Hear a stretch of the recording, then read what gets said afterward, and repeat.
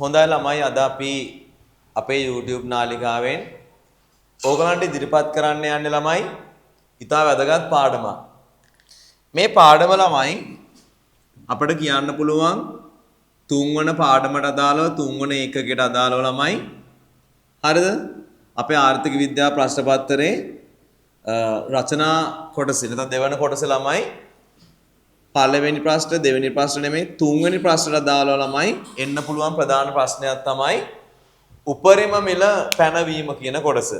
ඕගොල්ලෝ දන්නවා ළමයි උපරිම මිල, අවම මිල, සහතික මිල, බදු සහනාධාර සහ කෘෂි භෝග මිල ස්ථායීකරණය තමයි ළමයි මේ ප්‍රශ්නය හැදෙන්නේ.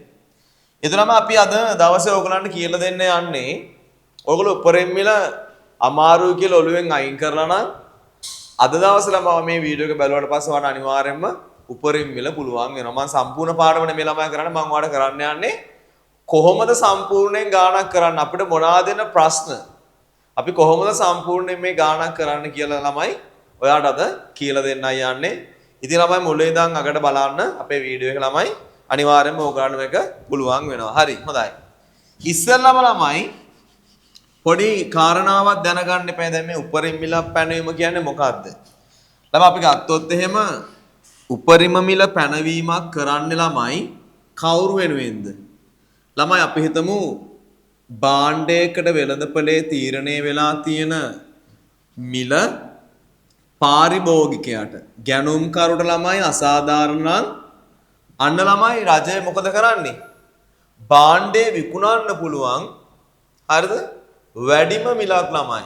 භාණ්ඩේ විකුණන්න පුළුවන් වැඩිම මිල නීත්‍යානුකූලව නියම කරන ළමයි මේක කරන්නේ ඇත්තටම තේරුම් ගන්න. දැන් උපරිම මිලක් කොහම ළමයි කල්පනා කරන් ඉන්නවා.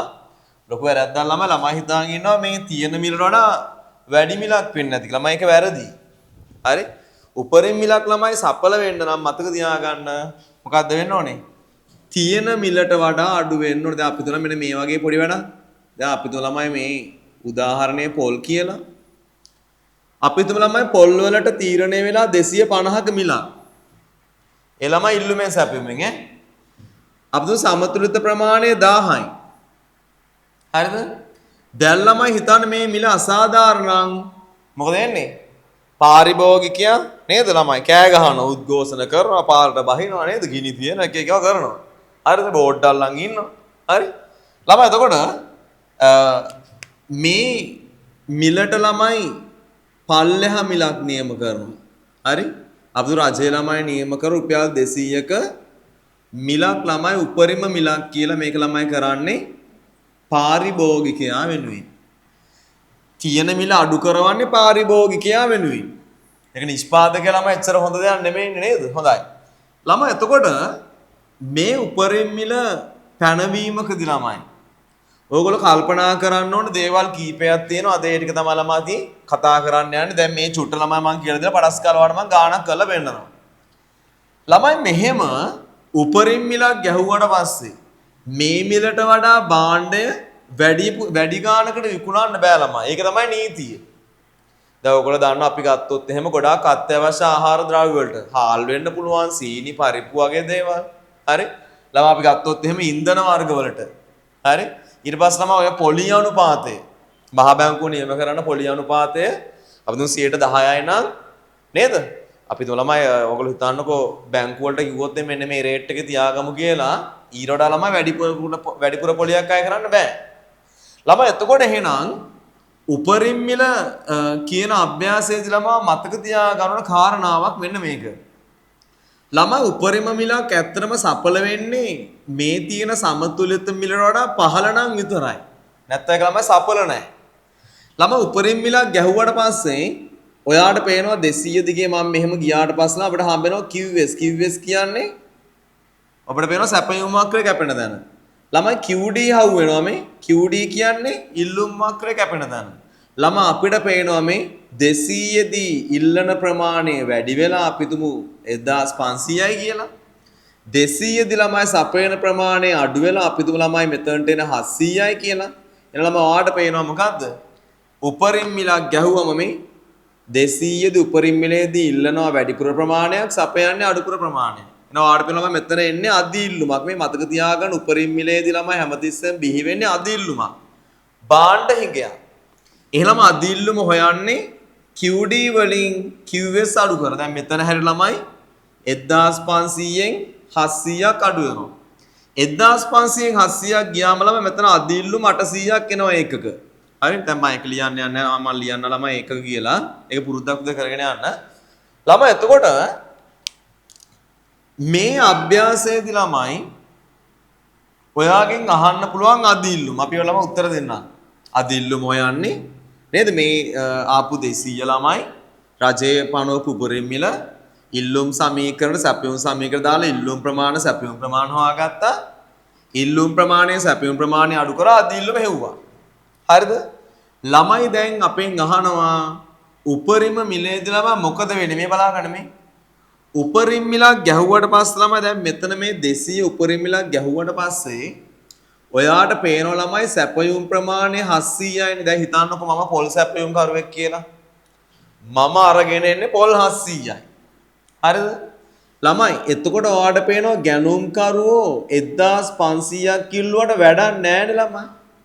දැන් හිතන්න මම 700ක් අරන් එද්දි පොල් ගැනුම් කරුවෝ 1500ක් කිල්ලුවට එයාට ඒක හම්බෙන්නේ නැහැ ළමයි. ඒක අපි භාණ්ඩිකයක් කියනවා කියන්නේ. එහෙනම් ළම ඔයාට පේනවා 200 ගානේ විකුණුම් කරු සැපයුම් කරු දෙන 700 තමයි ළමයි ගැනුම් කරුටත් ගන්න වෙන්නේ. එහෙනම් ළම ඔයාට පේනවා මෙතන රුපියල් 200 ගානේ 700ක ළමයි මොකද්ද වෙන්නේ වෙළඳාමක් විතරයි වෙන්නේ. එහෙනම් ළමයි මතක තියාගන්න මෙන්න මේ 200 ගානේ 700 තියෙන මේ මෙතනින් ළම අපි ඉරක් ඇඳගත්තා නම් ඔයා ඔළුව දාගත්තා නම් හරි ඔළුවට දාගත්තා නම් හරි මෙතනින් එහාට වෙළඳාමක් වෙන්නේ නැහැ ළමයි. පේනවද? එහෙනම් ළමයි මෙතනින් එහාට වෙළඳාමක් වෙන්නේ නැත්තම් මේ 200යි මේ 700යි යටතේ තමයි ළමයි අපේ මොනවාද අලුත් පාරිභෝගික අතිරික්ත නිෂ්පාදන අතිරික්ත වගේ දේවල් හොයන්න වෙන්නේ.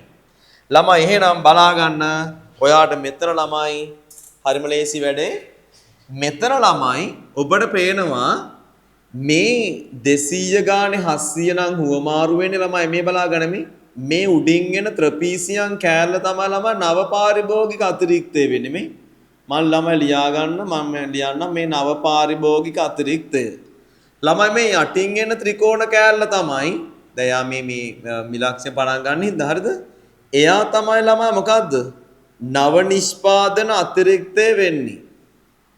ළමයි මේ පැත්තෙන් යන ත්‍රිකෝණයේ තියෙන්නේ මේ දෙගොල්ලටම නැති වෙලා යන්නේ මෙයා තමයි ළමයි මොකද්ද? අහිමි වන සුබ සාධනේ වෙන්නේ. ළමයි ඔන්න ඔය ටික හොයාගන්න එන්නේ. හරිද? අධි ඉල්ලුම නව පාරිභෝගික අතිරික්තය නව නිෂ්පාදන අතිරික්තය අහිමි වූ සුබ සාධනේ. දැන් ළමයි ඔයා මතක තියාගන්න ඕන විශේෂම කාරණය තමයි මේ අලුත් දේවල් හොයද්දී උපරිම මිලේදී සපයන ප්‍රමාණය දක්වා තමයි ළමයි මේ හොයන එකක් හොයන්න වෙන්නේ. මේ එතනින් එහාට වෙළඳාමක් වෙන්නේ නැහැ.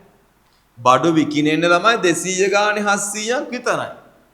එහෙනම් ළමයි ඔයාලට පේනවා 200 ගානේ 700 නම් ඊට එහා වෙළඳාමක් වෙන්නේ නැත්නම් මොකද ළමයි වෙන්නේ? මෙන්න මෙතනින් එහාට මුකුත් වෙන්නේ නැත්නම් මෙහෙම අපි ඉරක් ඇඳගත්තා. මේ මෙතන ළමයි වෙන් කරා නම් හරියම මේ පහසුවෙන් ඔයාලට මේ වැඩේ කරගන්න පුළුවන්. මේ ඔතනින් එහාට ඔතනින් අපි ගහන ඉරක් ඔතනින් එහාට ළමයි වෙළඳාමක් වෙන්නේ නැහැ. බඩු විකිනෙන්නේ නැහැ.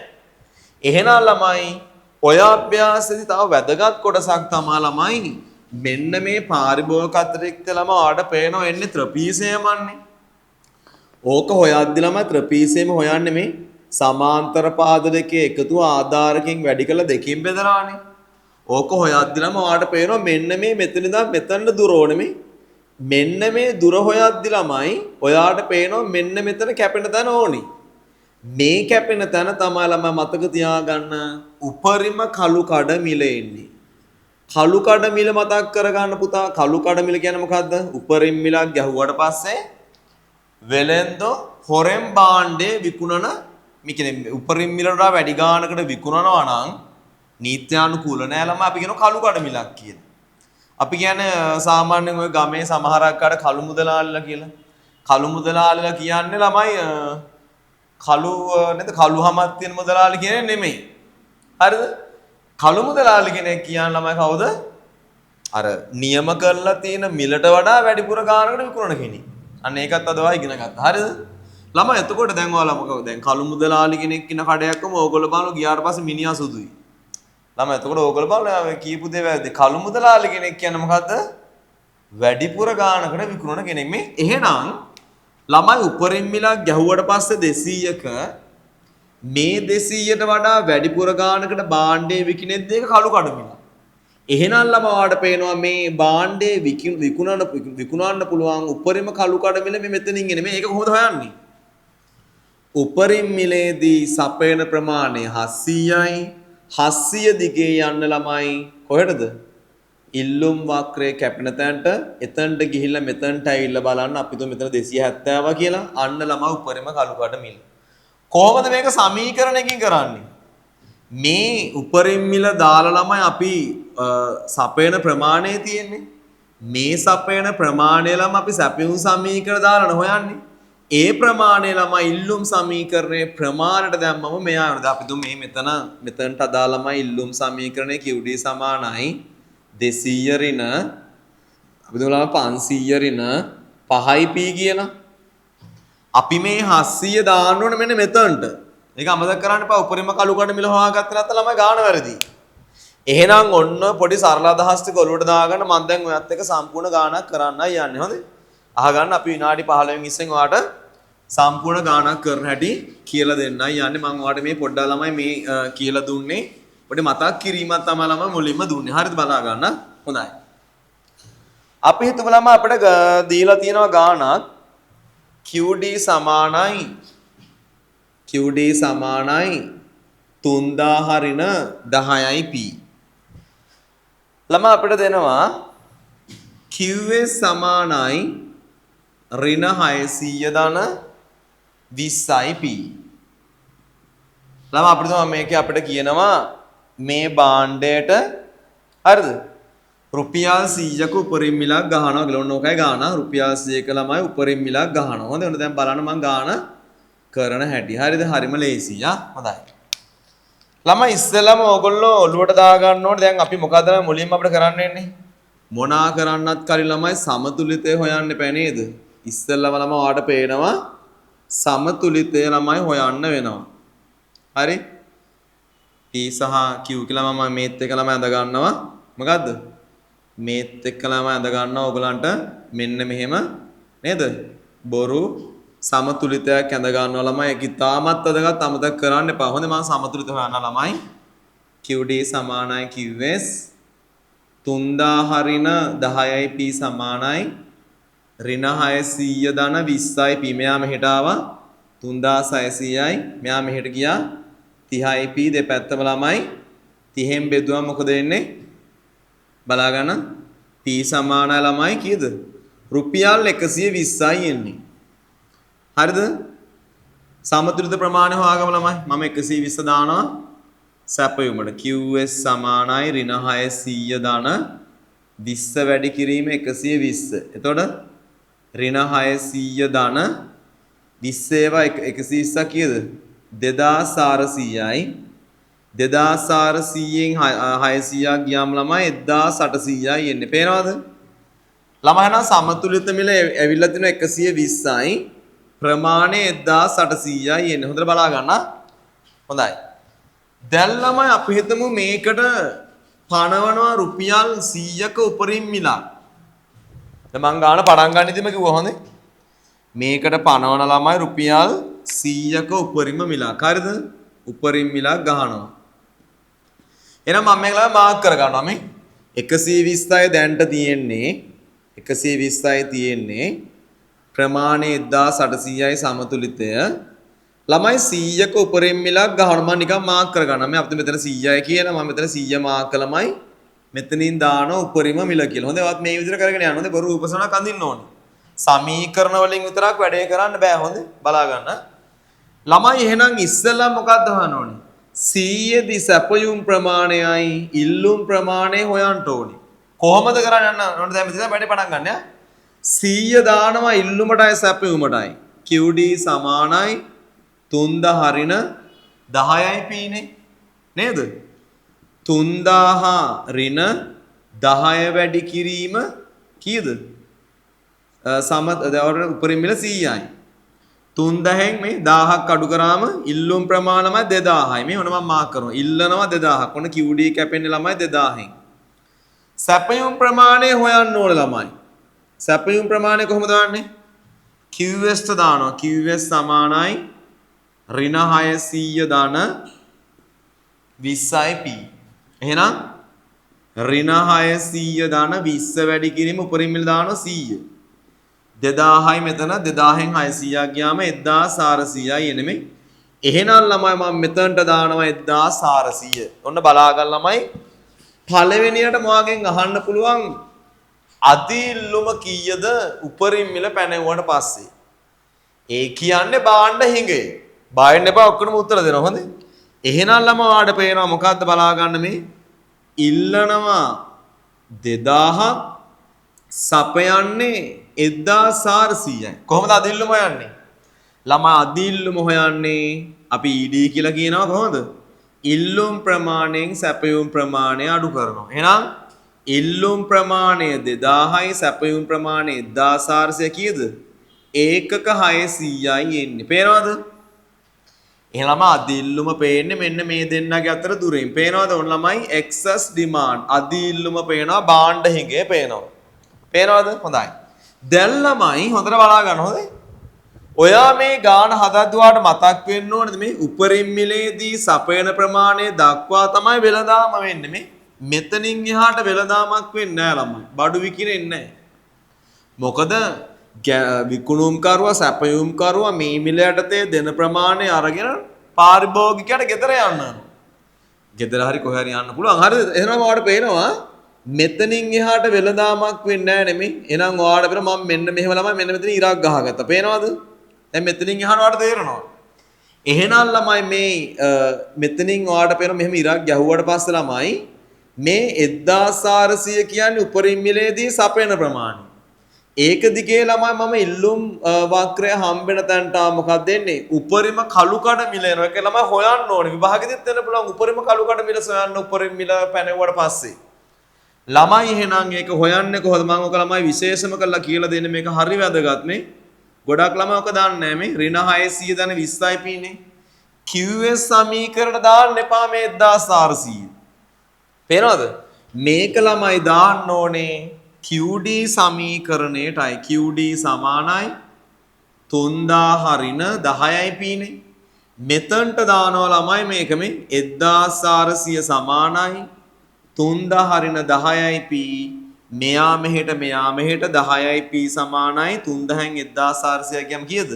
1600යි දෙපැත්තම ළමයි 10න් බෙදුවම කීයද? බලා ගන්න මේ ළමයි මෙතන කැපෙන්නේ 160න්. ඔන්න මම ළමයි මාක් කරනවා. එයා තමයි ළමයි උපරිම කළු කඩ මිල වෙන්නේ. එයා තමයි ළමයි උපරිම කළු කඩ මිල වෙන්නේ. එහෙනම් දැන් ළමයි අපි වැඩේට ලෑස්ති වෙමු.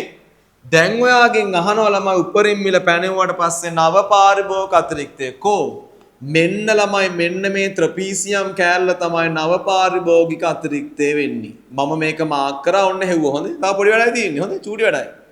ඔන්න ළමයි මෙන්න අපේ නව පාරිභෝගික අතිරික්තය එනවා. හරිද? ළමයි කොහොමද යන්නේ මේ සමාවර්ධන මේ ත්‍රපීසියමක් හොයන්නේ සමාන්තර පාදකයේ එකතුව ආධාරකෙන් වැඩි කළ දෙකෙන් බෙදනවා. ළමයි මේ සමාන්තර පාදයේ හොයාගනිද්දී අපිට උපරිම කළු කඩ මිල ඕනවා මේ මෙතන කැපෙන තැන හොයන්න ඕනේ. මොකද්ද ළමයි උපරිම ඉල්ලුම් මිල. ඒක හොයන්න ළමයි ඒවත් ළමයි කියලා දෙන්නකො උපරිම කොහොමද උපරිම ඉල්ලුම් මිල හොයන්නේ? ඉල්ලුම් සමීකරණේ ප්‍රමාණයට බිඳුව දාලා බිඳුව සමානයි 3000 ඍණ 10යි p මෙයා මෙහෙට 10යි p සමානයි 3000යි දෙපැත්තම ළමයි 10න් බෙදුවම 300යි. එහෙනම් මෙතන කැපෙන්නේ පුතා 300. ඒ ළමයි උපරිම ඉල්ලුම් මිල. හොඳේ. දැන් ඔක්කොම පටල ගන්න එපා. ඒ උපරිම මිල නෙමෙයි උපරිම ඉල්ලුම් මිල. නැත්නම් ඉල්ලුම් ප්‍රමාණය ශූන්‍ය වන මිල. මෙන්න පාරිභෝගික අතිරික්ත ළමයි. තව දෙකයි තියෙන්නේ. ඔන්න බලන්න. නව පාරිභෝගික අතිරික්ත ළමයි සමීකරණයක් දෙන්න බෑ මේ ත්‍රපීසියම අන්න තියෙන්නේ. මේ පාදේ බලන්න මේ 300යි 100යි අතර දුර 200යි. මේ පාදේ හිතන්න 160යි 100යි අතර දුර 60යි. ළමයි ඒක වැඩි කරන ආධාරකෙන් ආධාරකේ හිතන්න කීයද? 1400යි බෙදෙනවා ළමයි දෙකෙන්. එහෙනම් බලන්න 260යි 260 වැඩි කිරීම 1400 බෙදීම ළමයි දෙක. ඔයගොල්ලෝ උත්තරයක් ගන්න ගෙදර ඉඳන් අනිවාර්යයෙන්ම බලන්න මම ඉක්මනින් ළමයි කියන්නම් උත්තරේ. උත්තරේ ළමයි එන්නේ රුපියල් 1,82,000යි. පේනවද? 260 වැඩි කිරීම 1400 බෙදීම ළමයි දෙක. ඔව් 1,82,000යි එන එක හරිය. හොඳයි. ළමයි ඊට පස්සේ වාගෙන් අහන්න පුළුවන් තව ප්‍රශ්නයක් තමයි ළමයි. උපරිම මිල පැනවුවට පස්සේ නව නිෂ්පාදන අතිරික්තය මේ ඉන්නේ මං එයා වෙනම කළු පාටින් මාක් කරනවා. ළමයි ඒකට අපිට සමීකරණයක් දෙන්න පුළුවන්. දෙන්න පුළුවන් සමීකරණයක් තියෙද්දි ළමයි නොදී ඉන්න එපා. නේද? නව නිෂ්පාදන අතිරික්තය කොහොමද යන්නේ? 100 කියන්නේ ගහපු උපරිම මිලනේ. දැන් ඔයාලට පේනවා දැන් මේ මාකට් එකේ භාණ්ඩේ විකිනෙන්නේ උපරිම මිලට. මෙතන තමයි මේ සැපයුම් වක්‍රය පටන් ගන්න තැන මොකද්ද? සැපයුම් ප්‍රමාණය ශූන්‍ය වෙන මිලට අවම සැපයුම් මිල. ඒක කොහොමද දාන්නේ? QS ට ළමයි බිඳුව දාන්න තියෙන්නේ. ඒකත් මම නිකන් කියලා දෙන්නම්. ඒකත් ඔයා ඉගෙන ගන්න එක වටිනවනේ නේද? හරි. එහෙනම් 600 සමානයි 20යි p දෙපැත්තම ළමයි 20ෙන් බෙදුවම හරිද? මොකද එන්නේ p සමානයි රුපියල් 30යි එන්නේ. මේ මෙතන බිඳුව දාන්න ඕනද? හොඳයි. මම එකපාරට ගත්තා. එහෙනම් ඒකෙන් අඩු කර මොකද්ද? අවම සැපයුම් මිල. හොඳට බලාගන්න ඒකෙන් අඩු කරන අවම සැපයුම් මිල වැඩි කරන්නේ මොකෙන්ද? උපරිම මිලේදී සපයන ප්‍රමාණයෙන් උපරිම මිලේදී සපයන ප්‍රමාණයෙන් ළමයි වැඩි කරලා දෙකෙන් බෙදන්නයි තියෙන්නේ. එහෙනම් කොහොමද ගන්න බලා ගන්න. උපරිම මිල 100යි අවම සැපයුම් මිල 30යි. උපරිම මිලේදී සපයන ප්‍රමාණය 1400යි. බෙදනවා ළමයි දෙකෙන්. උත්තරයක් ගන්න ගෙදර ඉඳන් නේද? 100ෙන් 30ක් ගියාම ළමයි 70යි. බලාගන්න 70. ඔය ළමයි උපිට උත්තර එනවා රුපියල් 49000යි. හරිද? ඕන ළමයි නව පාරිභෝගික නෙමෙයි නව නිෂ්පාදන අතිරික්තය. උපරිම මිලෙන් අවම සැපයුම් මිල අඩු කරන්න උපරිම මිලේදී සපයන ප්‍රමාණයෙන් වැඩි කරලා දෙකෙන් බෙදන්නයි තියෙන උදායි. අන්තිම ප්‍රශ්න ළමයි මේකෙදි වාගේ අහන්න පුළුවන් මොකද්ද? අහිමි වූ සුබ සාධනේ. ඒක ළමයි මෙහෙමත් පුළුවන්. පෙර ආර්ථික අතිරික්තය හොලා පසු ආර්ථික අතිරික්තය අතර වෙනස ගත්තත් හරි ළමයි එහෙම නෙමෙයි. මෙතන ඔයාලට පේන්නේ නැද්ද ඔයා මෙහෙම රූප සටහනක් යන්දර පස් ළමයි මේ ඉන්නේ මේ. ඔයාලට පේනවද මේ පැත්තකින් ඉන්නවා ළමයි මොකක්ද අහිමි වූ සුබ සාධන කොටස. අපි ආව හොයමු ළමයි. එයාගේ වර්ගඵලය හොයන්නයි තියෙන්නේ. එයාට මම සමීකරණයක් දෙන්න ඕනේ නෑ මේ.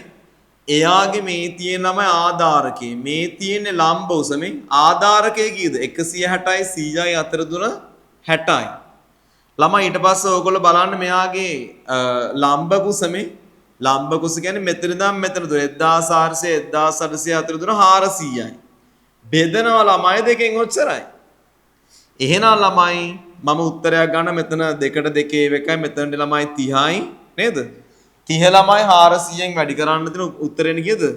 රුපියල් 12000යි. ඔන්න ඔය ප්‍රශ්න ටික ළමයි අහන්නේ. ඔය ටික ඔයාලට හදා ගන්න පුළුවන් නම් වැඩේ ඕකේ. මම හිතනවා අපේ වීඩියෝ එක ළම ඔයාලට ටිකක් මේ වීඩියෝ එක ළමයි හෙන්නම අඩු වෙලාවකින් ඔයාලට දැන ගන්න පුළුවන් කොහොමද ගාන හැදුවේ කියලා. ඔයාගෙන් අහන මොකද්ද? උපරිම මිල ගැහුවට පස්සේ අදි ඉල්ලුම කොහොමද යන්නේ? ගහපු උපරිම මිල ඉල්ලුම් සමීකරණයට සැපයුම් සමීකරණයට යොදලා ඉල්ලුම් ප්‍රමාණය සැපයුම් ප්‍රමාණය හොයාගෙන ඉල්ලුම් ප්‍රමාණය සැපයුම් ප්‍රමාණය අඩු කරන්න එච්චරයි. ළමයි ඊට පස්සේ උපරිම මිලේදී සපයන ප්‍රමාණය දක්වා තමයි වෙළඳාම වෙන්නේ. එහෙනම් මේ තියෙන අලුත් පාරිභෝගික අතිරික්තය, මේ තියෙන අලුත් නිෂ්පාදන අතිරික්තය, මේ ළමයි අහිමි වූ සුබ සාධනය අමතක කරන්න එපා. කොහොමද ළමයි උපරිම කළු කඩ මිල හොයන්නේ? හරිම ලේසි. උපරිම මිලේදී සපයන ප්‍රමාණය හොයාගන්න ඒක ළමයි ඉල්ලුම් සමීකරණයේ ප්‍රමාණයට යොදන්න අන්න ළමයි උපරිම කළු කඩ මිල එනවා. මේ ටික පුළුවන් නම් ළමයි වාට උපරිම මිල ගාණක් උපරිම මිල පැනවීම ගාණක් අනිවාර්යෙන් ගොඩ දා ගන්න පුළුවන්. හොඳයි ළමයි අපි එහෙනම් වැඩේ නවත්තනවා. වාට සම්පූර්ණයෙන් මේක ළමයි ගොඩ දා ගන්න පුළුවන්. මේක සම්පූර්ණයෙන්ම බලන්න මේ ගාණ අනිවාර්යෙන් ආයෙ පාරක් හදන්න. අපි ළමයි ඊගා වීඩියෝ එකේදී ඔයගලන්ට අවම මිල සහතික මිල කියන පාඩම් ඔක්කොම කවර් කරලා දෙනවා ළමයි. අනිවාර්යෙන්ම ඔයගලන්ට සම්පූර්ණම තුන්වෙනි ප්‍රශ්නට අදාළ සියලුම වීඩියෝ ටික ළමයි ඉදිරියේදී අපි ඕගලන්ට දෙනවා. එහෙනම් අපි ළමයි ඊගාදාසේ හම්බෙමු. වැඩේ අනිවාර්යෙන් බලන්න. අපේ channel එකේ තවත් ඕගලන්ට වීඩියෝ කිහිපයක් අපි දාලා තියෙන්නේ. එහෙනම් අද වැඩේ මම ළමයි නවත්තනවා. හරි එහෙනම් ඕගොල්ලෝ ඔක්කොම ජය වේවා.